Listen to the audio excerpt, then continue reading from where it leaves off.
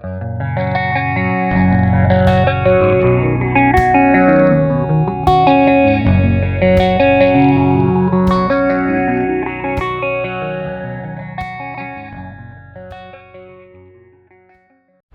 so you guys remember the compass? This was our son Chris's car, and he moved down south, so it's kind of just been sitting around ever since he left it. The batteries both died in it, so we stopped today and get some new batteries. It's got better tires on it and does a little bit better in the well, it's all-wheel drive, so it does better than the Gladiator does. Craig's gonna put those in so I can start driving this for the winter. We'll save some miles on the Gladiator. What was all this for? Yeah. We were supposed to, remember, I took this all apart because we were supposed to get batteries right off the bat, and we went to go get them, they didn't have them, so we kind of just put it on the back burner, and now I don't remember what goes where, what all that was about, why that was there. Did we take pictures or video? I don't know. Well, we got this. It takes 2 batteries. It takes this little auxiliary battery, which was the one we couldn't find. Nobody had them in stock. So take a guess, how much did 2 batteries for this compass cost? We'll tell you at the end. Yeah, drop a comment and see if you can take a guess how much 2 batteries is. We'll let you guys know. But this thing definitely does better in the winter. It's all-wheel drive, and it just does better than the Gladiator does. The Gladiator does okay, but you got to use full-wheel drive in that thing occasionally. Okay, so I got 2 nuts down here, so these must be for that. So these things too, if you have the vehicle that has the auxiliary battery, pay attention, because I didn't know these little posts are come out and the new battery doesn't come with them. The guy at the place told me, so he had a little tool and I was able to swap them over to this one, because you exchange your battery for a core charge. We would have been missing these little posts, and that would have been a bit of a problem. This must have set in this way because there's not enough room to have been the other direction. Now, mind you, I asked him if he wanted me to video this so we'd have something to reference back to. No, I think I said something like, you should video this in case I don't remember. And then you was like, no, I don't need no video. I'll remember how I took it out, he says to me. I feel like you just didn't want to do it. That seems more like what it was. Yes, I'm sure. I thought I was going to be getting right back to this thing, and now it's been months. Why is there 2 of these? Yeah, he left in June, and I think we only drove it 1 time since then.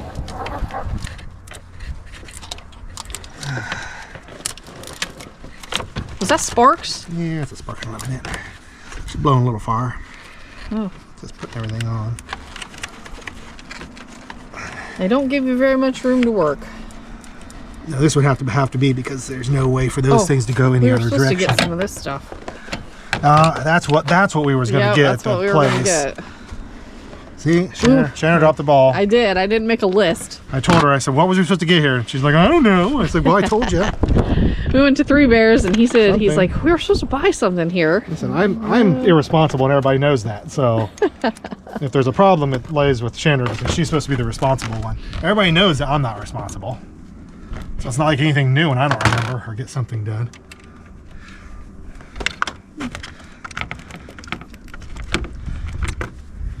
I don't know anything about anything. I don't know nothing about nothing. I don't know if other relationships are like that or not, but like, I don't even know anything about banks. I don't know if we have $5 or $5 million. I have no idea. I assume we don't have $5 million though, because I want a new sewing machine and she hasn't bought me one. So I would assume we don't have $5 million. I gotta get that battery. All right. We'll take a look at the dogs while you're doing that. There's 2 of them. Where's the ball, Kaiser Weiser? Huh? Where's the ball? There's Hansi. Gidget. With a snowball in her mouth. There's Tess. Ah, I just broke something. Why did you do that? I set this battery up on the top, and it broke off that little tab. Aww. Hopefully that wasn't for anything. Well, I'm sure it was for something. Held the headlight on. I set the battery down there, and it busted that little tab off. We're just going to pretend like we didn't see that, as another famous YouTuber says. Okay, there's so many things in the way. So why is that there like that? Which way is this supposed to sit? This thing goes down over. Okay, so this must sit in this way.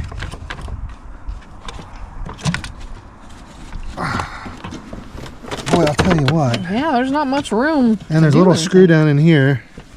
What are these two? I don't know. Ah! Everything's falling I'll tell you what, down. I've never seen, it's so difficult to replace a battery in these new freaking vehicles. I guess this thing just comes out. There you go.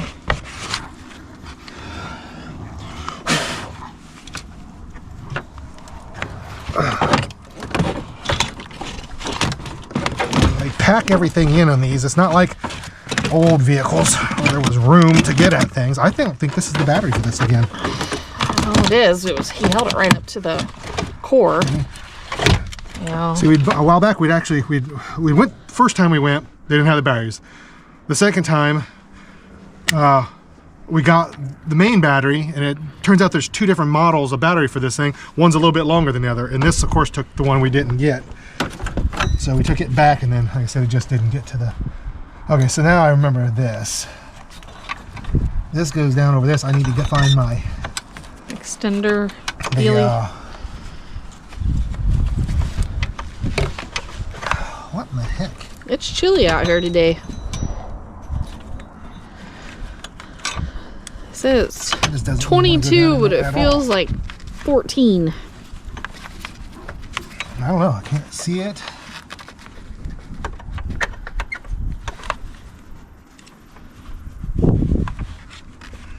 So after fighting with that screw right down there forever, because it doesn't thread from the very top, so you got to push that thing down. This battery is a little bit taller on the top, so that strap was so tight on there. That was a real pain.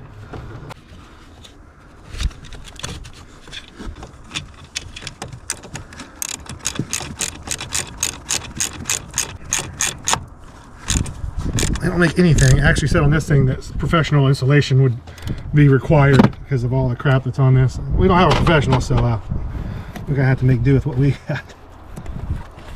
We won't tell anybody though. This, oh shoot, it's right there, but I'm gonna have to go find my magnet thing. Oh man. Okay, see it landed down inside there. Man, right there. It's just too tight to get your hand down in it. I dropped that bolt right there. It's a good thing I got this magnet. Just it flopped right off of there.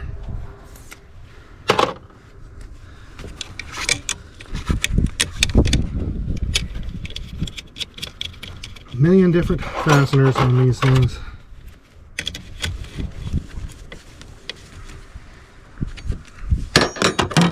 Alright, so this thing looks like it goes down across this. I don't know why.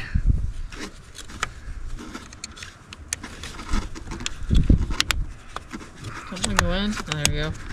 I need a Phillips screwdriver.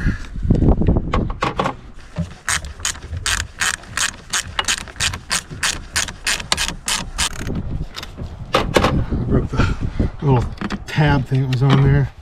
I don't even know what that is really for, if it's even necessary. I guess this holds it to the, what it is, it helps hold this box to the top of the battery, I guess is all that's really for. Convoluted crap. These things have this auxiliary battery. So we have, get two batteries, and that thing there controls like the auto start or the auto shut off thing, and like the traction control stuff. It was making the car go completely wonky. Nothing was working right. Okay, let's see. Yeah. Nope. Well, it's got to go some way. Like this. It's supposed to go like this. There. It just sits there like that? Well, it's kind of hooked in. Oh, okay. All right, so that should be everything. Theoretically, it should start. Should. Alright, let's get your stuff picked up and we'll see if it works. Yeah. Everybody cross your fingers. Nope, nothing. Oh wait, key fob not detected. Well, the key fob's right here. Maybe it's all happened to... Oh, maybe I need to put it back together. Oh, probably, yeah. Why would it care? I don't know.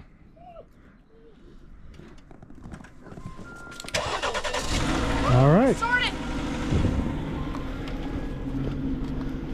It still says dynamic steering torque service required. Crud. Possible ice on road. Well, Or maybe it just needs to be reset. Probably not. Maybe the code just needs to be cleared. Not changed. It would have a check engine light, but it's showing you up here, over here, that your traction control is off, currently completely off. Yeah. Well, who knows? All right, so you just seen us get the car running. A little bit more backstory on it. That was our car. We gave it to Chris when he turned 16. He moved down to the States, so the car was still in our name, of course, so we just got the car back. Didn't really need it, so it just set. Batteries weren't great, so they ended up completely going dead. And this car has an auxiliary battery as well. And when the auxiliary battery goes, it causes all kinds of problems. We didn't know it was starting to go. We just thought the car was having issues. What was all going on with it?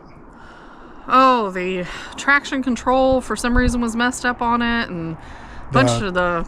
Well, the auto start. Yeah, the it auto start. wouldn't auto start. That auto shut off that it does. Yeah. And like the full drive, it was just a whole bunch of things. It was just going wonky. So we thought maybe it was having an issue because, you know, we didn't know. So I got to checking into it and realized then that it had the auxiliary battery. So as you've seen, we replaced both of those, started it up, but it still has the check engine light and saying the traction control, nothing's working. So we're going to take it out. We're going to do a shakedown run on it and see if maybe it just needs to, we need to drive it. Maybe it just needs to reset. I'm not really sure. I know some of these Jeeps can have issues, so I'm hoping it was just the battery. So I think we'll go up to Kenai. You guys come with us and we'll look around and we'll see if we get the car running right. We're still getting... All right, so some of the things now have come off. We're not getting the check engine light anymore, so maybe it needed to set. So it is resetting. So now let's see if it drives right, because it, like I said, traction control wasn't working and it was acting up a little bit. So let's see if it's going to drive properly now. Tire low inflate. PSA too, if you buy valve stem covers, aftermarket ones that are you like the fancy anodized ones, make sure they have a plastic liner in them. Chris stuck some on here that didn't, and they have fused to the valve stem, and we cannot get them off. I have tried everything. I'm going to try using a little cutoff wheel in my Dremel and see if I can, you know, slice them and maybe pry them off. But it's looking like we're going to have to end up taking it in, having the tires pulled off, and new valve stems put on. And somebody also put theirs little duck ones on their Gladiator. I don't know who that would be. And they are also fused to the valve stems. So if you buy the cheapy junk things, make sure that they're lined with plastic so they won't seize on. If you live somewhere where they, you know, have corrosive stuff on the roads anyway. Like I said, Alaska never used to. They used to just put sand on the roads, but they've started putting calcium chloride on in some certain spots, and it is corroding things. The car seems to be driving pretty good. Yeah. You can see we got the Alaskan windshield, they call it, from rock chips. So I think maybe it's solved the issues with the car. I was really hoping that it would. Well, so we wheeled in here to the Russian Orthodox Church in Ninilchik.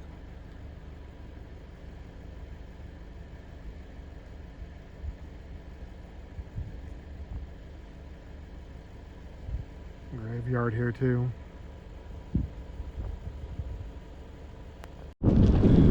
So we're here at the Kenai Visitors and Cultural Center. They got like a little museum in there. We're going to go in there and let you guys see in there. We're going to walk around outside here first. Got an old fishing boat.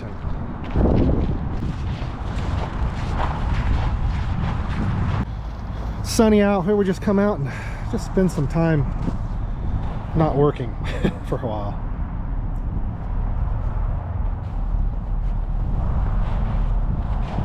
Discovery Well, July 19, 1957, Swanson River, Unit Number 1, Richfield Oil Corporation. From Ohio Oil. Huh, yeah. This is Kenai history. It says this CWF door was a warehouse door at the old Columbia Ward's Fishery Cannery in Kenai, Alaska.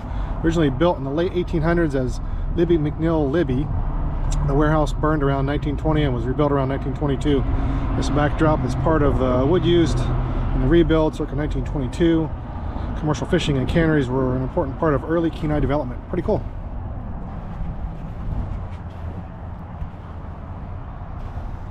What is this thing? It's a steam donkey. They used it to pull fishing boats out of the water for winter storage. Yeah, interesting. Yeah.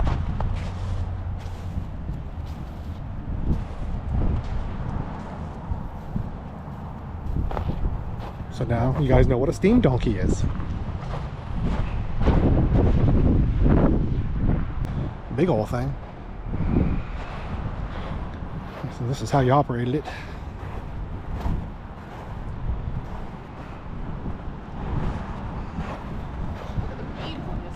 Yeah. Old fishing boat, they got it protected underneath a shelter here. Reusing history.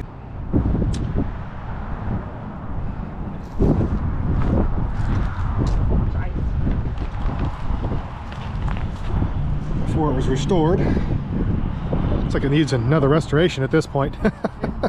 She's looking pretty rough. I like to have an old boat like this, bring onto the property and do it all up and turn it into a rental. Build on the back of it. Place so you could beds and whatnot in. Pretty cool old boat.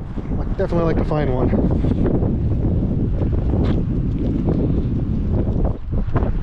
Let's see what's over here. Oh, somebody's painted rock. Let's see what it is. Merry Christmas, it says. 2024. We'll just leave that there and somebody will find it. Oh, say Moose Meat John's Cabin. So it's now the Kenai Historical Society headquarters, given the name Moose Meat John for hunting moose to feed his 13 children. John Hedberg homesteaded with his family in Nikiski, often sharing the success with his efforts with his neighbors. So this is his old cabin. Another old boat. Bristol Bay double-ender drift boat. This boat was built in 1929 to 1930 and was originally used in Bristol Bay for the commercial salmon industry.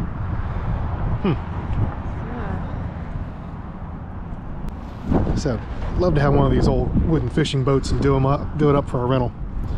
It'd be so interesting.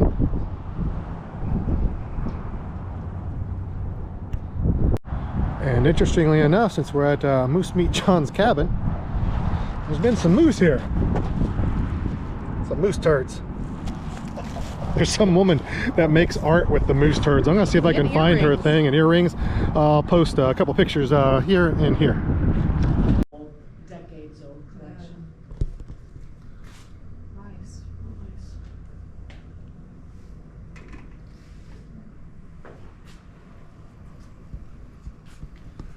A big old guy.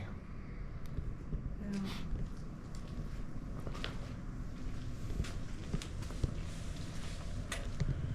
That's neat. Yeah. Oh, wow. Black bear up there. Yeah. Wolf.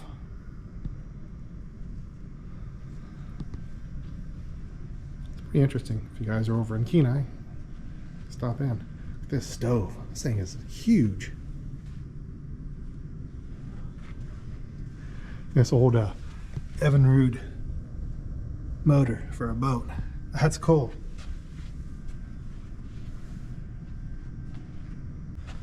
Looks like this is a recreation of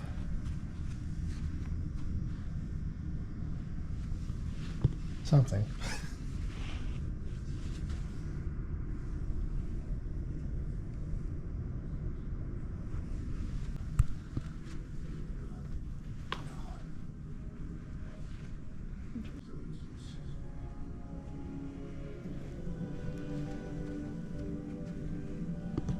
Bell from the Kenai, Russian school. This bell is from the first American school in Kenai. It was being dismantled. The bell was found frozen into the ice. Wow! Trying to dislodge the bell, a young boy struck it with a hammer. Oh. Knocked a big hole in it. It's too bad. Yeah. Look at this old school desk. Well, that's neat. 1902 report, the priest teacher of the Russian school noted that the students have learned their prayers in Slavonic, the church language. You can see people were carving their names into it way back when.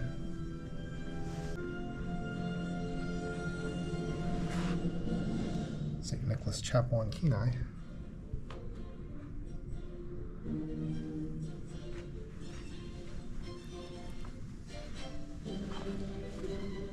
Like in benches.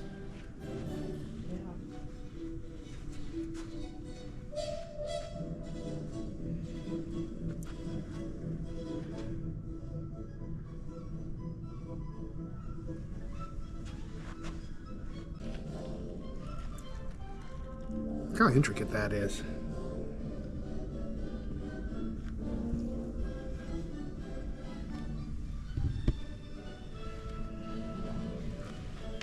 Russian currency, 1978-1990. Russian calendar wheel. I like those spoons. Mm-hmm. Oh, there you go, nesting dolls. Yeah, I've got authentic nesting dolls like this, and our dog Hans chewed up about half of them when he was a pup.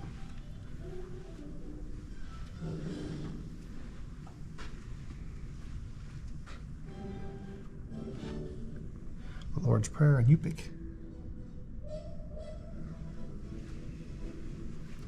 Yeah, all sea otters are big. Yeah, brown sea otter pelt. It's soft. Getting a lot of glare.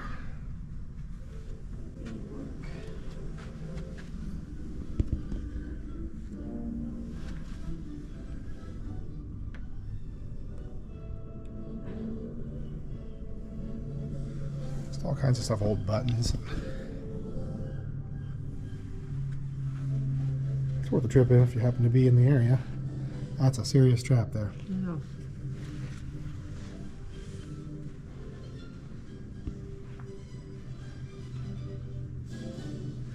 Candle holder. Wow. Kenai Bicentennial, 1791 and 1891. These all big salmon is. Yeah. It's huge. Some more baskets. Oh, here. You should show them all the fish. Yeah, it shows you all the different salmon and trout.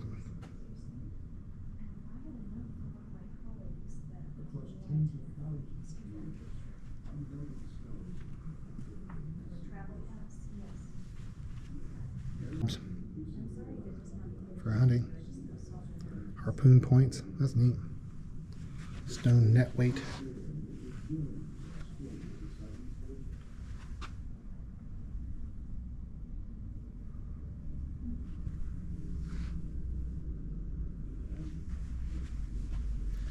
Oh yeah, they have a whole big mess of stuff that they was caught in the net. They pulled up stuff that gets lost by fishermen. I don't know why they got it. Behind there, yeah. There's sealskin boots.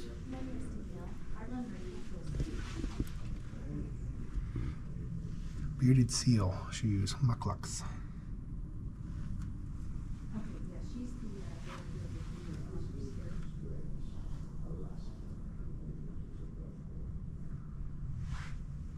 Please do not sit. Yeah, this is what we need. Put the dogs to it.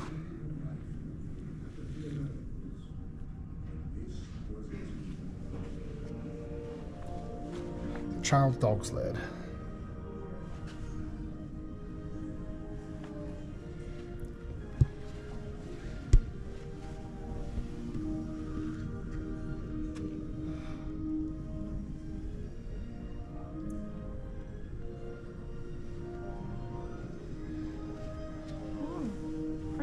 Yeah, pretty interesting. A little video playing. Yeah, history and different things about Alaska. Well, you could stay here and watch.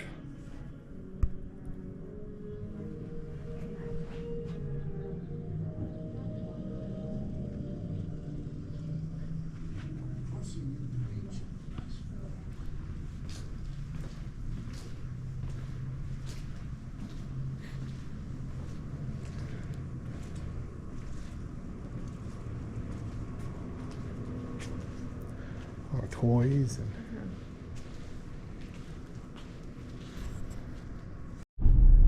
there's a Russian church. This is the Eric Hansen Scout Park. And Old Town Kenai.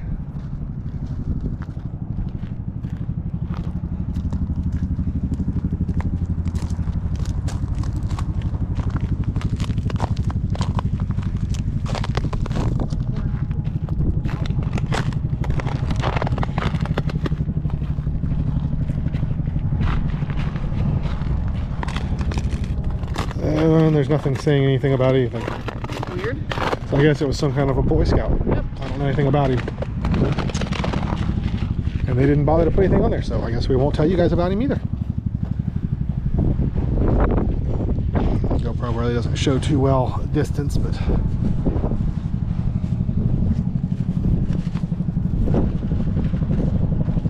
think a lot of people come down here and do dip netting in this July. yeah, all down this area. This is full.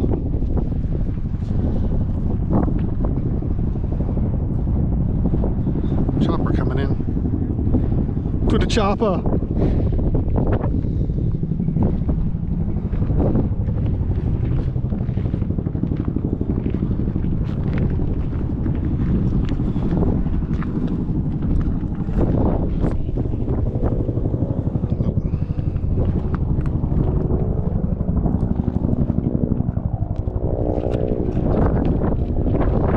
Yeah, because I think it's the